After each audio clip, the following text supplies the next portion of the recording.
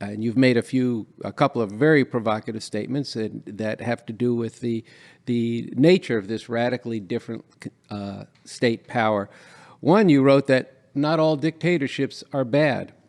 And another time you said democracy, that's just another word for dictatorship. So these are highly controversial and provocative statements, particularly in this brainwashed society, as to what the nature of what democracy actually means and what it is. So I thought it'd be important to get into why it is necessary to be straight up about this for humanity to get free.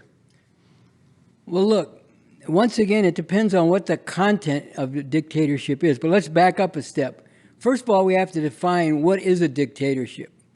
A dictatorship is not, Nikita Khrushchev pounding his shoe on the table in the UN and saying, we will bury you. That's not a dictatorship. A dictatorship, imagine just one person trying to dictate to all of society with no institutions to back it up and no underlying relations that that's based on. It would be impossible. Just think about it. A dictatorship is dictatorship by a class. It's a dictatorship based on an underlying system, either a capitalist imperialist system of exploitation, or on the other hand, a radically different dictatorship of the socialist system, which is moving to uproot all exploitation and oppression. So they're qualitatively different. I know when we went out to the law school, I think at UCLA, and we, popularized this article that you're referring to, which made this point about what a dictatorship actually is. It's the rule of a class, not of an individual or a small clique of people. And, it rests on a definite underlying system of social and most fundamentally, economic relations. So we went there and one of these law students said, well, you're redefining the definition of what a dictatorship is. Yes, because we're bringing forward the scientific explanation of what a dictatorship is and redefining the unscientific notion that a dictatorship is or could be exercised by just one person or a small group of people with no understanding of the underlying system that they're trying to enforce and what relations that system embodies. So that's the first thing you have to understand. What is a dictatorship? So, and the dictatorship of the proletariat, the exploited class, that's another way of saying socialist state power. Let's demystify. That's what we're talking about. We're talking about state power to enforce the transformations, to be the backing, the institutionalized backing for the transformations that the socialist revolution is all about. Uprooting the oppression of women, uprooting all gender oppression, uprooting the exploitation of people, where some people make money by forcing other people to work for them, uprooting, all the relations among different races and nationalities that are oppressive, that embodies the supremacy of one group over another, and so on and so on. This is what the socialist state power, the dictatorship of the proletariat, is all about. Now, is there democracy under this dictatorship? Yes, there's democracy in a way that, is unimaginable under the current capitalist imperialist system, which is the rule of exploiters. There's the involvement, the increasing involvement, wave after wave, of broad masses of people in actually determining the direction of society on the basis of leadership, which, leads them to transform the oppressive relations that they rose up against to make revolution in the first place. So yes, you need leadership, but there is active involvement. And yes, as I said, there's a lot of dissent, ferment, in the arts, in culture generally, for example, in the Constitution for the New Socialist Republic in North America, it makes the point. It talks about the principle, which is the principle that guides this whole Constitution, and the dictatorship of the proletariat, the socialist state power that it envisions and speaks to, which is solid core with a lot of elasticity based on the solid core. So in the realm of education, for example, it says that the solid core of the educational system in this new social society will be the application of dialectical materialism, the scientific approach to understanding material reality both in nature and in society. It says that will be the solid core, but there will also be the elasticity in the form of allowance for other and opposing viewpoints to be presented in the context of the educational system and so throughout society. in the realm of culture, in the realm of the media, and so on. This is how, it is envisioned. This is how, what we've come to understand needs to be applied in terms of actually exercising socialist state power, the dictatorship of the proletariat, in a way that increasingly involves the conscious revolutionary activity of the masses of people, and they're thrashing out different ideas and programs and where they'll lead in a living way. So, now to talk about democracy on the other hand, under this system, Mao said, Mao said, sounds religious. But anyway, Mao did say, and he was right. So that's the important point, that democracy is part of the superstructure. What do we mean by that? Well, like you have a house that has a foundation, the walls and the roof are the superstructure over the foundation. So in society, the foundation is the economic system, and the political institutions and processes and the culture are the superstructure that arises on that and then in turn reflects and reinforces it. So the point is that in the superstructure, democracy is part of that superstructure. And what does that mean? It means that the superstructure, again, arises on the basis of and in turn reinforces the underlying foundation, the economic system that is the foundation for the society. So when you have a capitalist economic foundation based on exploitation, the superstructure, in order for the society to function, has to be an expression of and reinforce that underlying system of exploitation. And if it doesn't, then the society will just come completely unraveled and be torn apart. And I've used the example many times, and I think it's a good example, of the right to eat. The laws as well as the politics are part of the superstructure. So let's say you had a law in capitalist society that said people have a right to eat, and let's expand it more broadly. People have a right to all the basic necessities of life. I mean, after all, what can be more fundamental?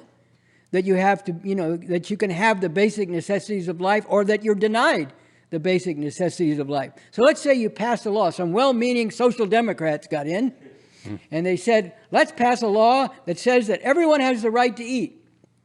All right, well, now that's a right enshrined in law. So hungry masses who don't have the money to pay for, forget about Whole Foods, what is it? Ralph's Market, from the Big Lebowski, right? Anyway, let's say they go into Ralph's Market, and they go up to the cashier and they got all this food, and the cashier says that'll be $173.28. And they say, I'm sorry, I only have $16. Well, then you have to put some food back. No, I don't, because I have a right to eat. It's written into the law. Now imagine what would happen then. The whole economy would very quickly fall apart, because it takes money to produce all this stuff that's sold in the store. The store has to have a building.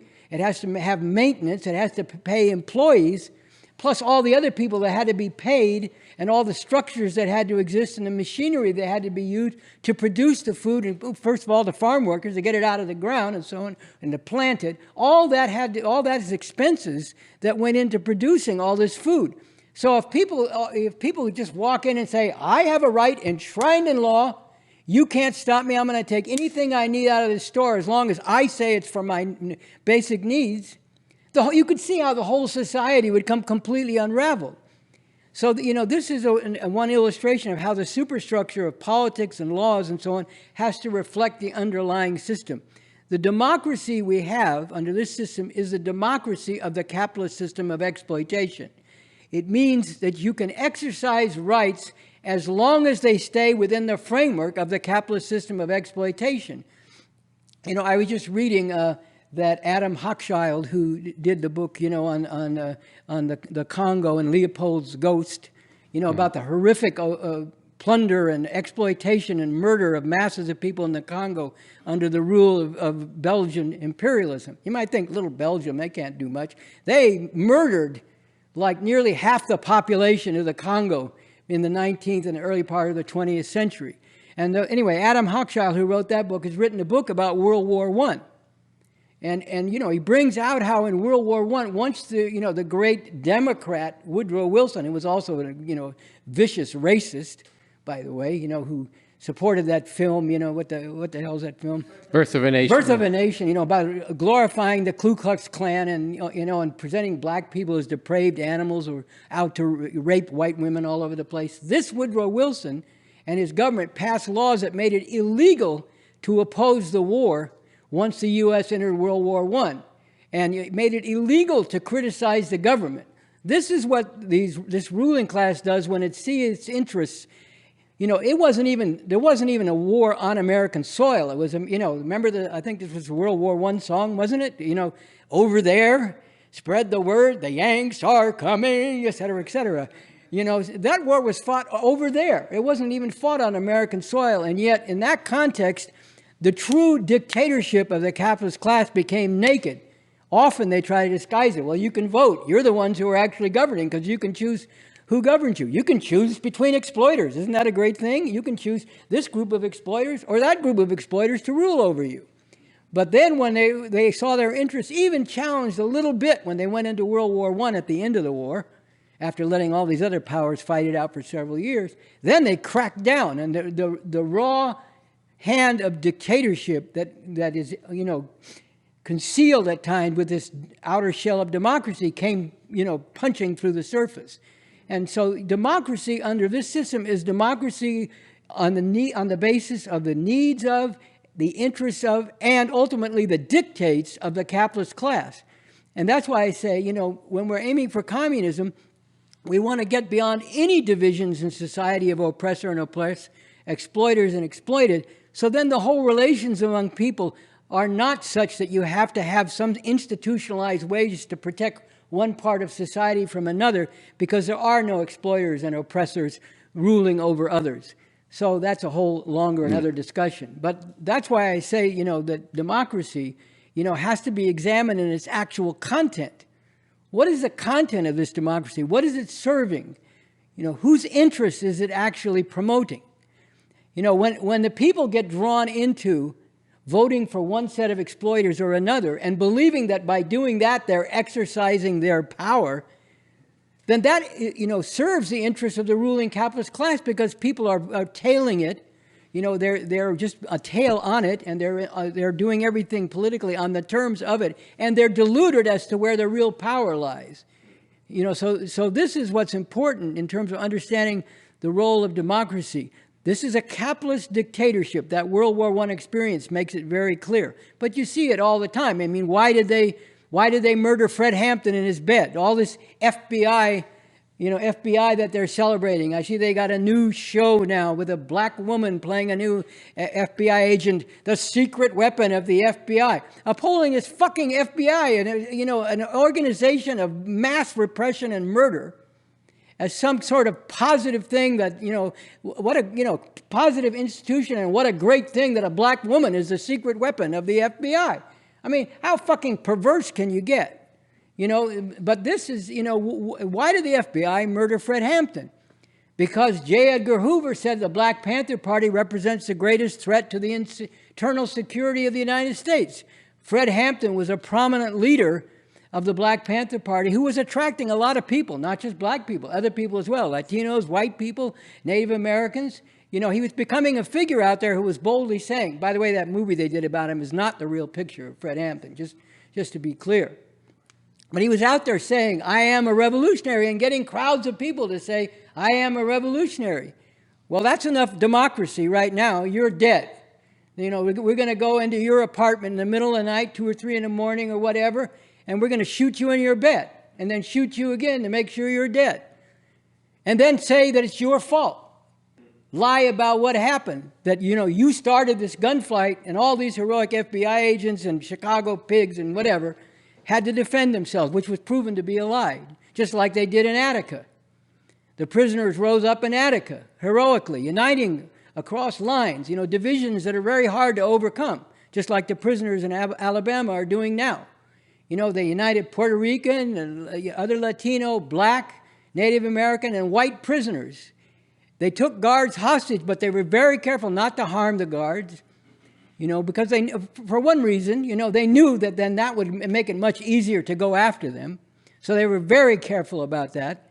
And then what happened? The great, mainstream Republican, sort of liberal Republican, Nelson Rockefeller, who was a governor, part of the Rockefeller family of exploiters, sent in the police, the state police, and they went in and they murdered not only dozens of prisoners, but the guards as well, and then tried to claim the prisoners had cut the throat of the guards, which was also disproven. This is the exercise of the actual democracy of this country, which means it's essential dictatorship over people, and whenever they rise up, or whenever, like, Fred Hampton, I think he first went to jail because he took some ice cream off an ice cream truck and passed it out to the kids in the neighborhood in the middle of summer, and that's how they first got him in jail, and then he was out, on jail, and that's when they murdered him.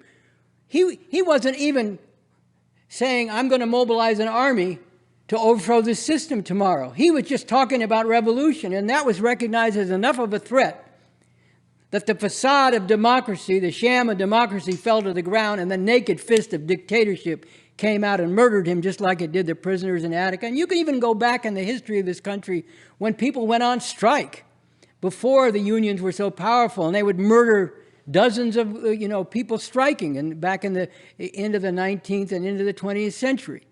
So, this is the actual relations of power in this society. It's a dictatorship over those who are exploited and oppressed. It's the rule of the capitalist class over society. And it's very useful for them most of the time to have elections, because that's a way they can involve people in their own oppression. By making them think that by voting for, you see this, I'm pro-choice and I vote. I'm this and that and I vote. Well, you're just voting for people who are oppressing you. That's the nature of democracy under this system. And your rights will always come right up to the point where in any way they're perceived to threaten the system by the powers that be. And then you'll see the naked, murderous hand of the dictatorship come out. And the dictatorship of the proletariat, socialist state power, is radically different from that in the ways that I've discussed.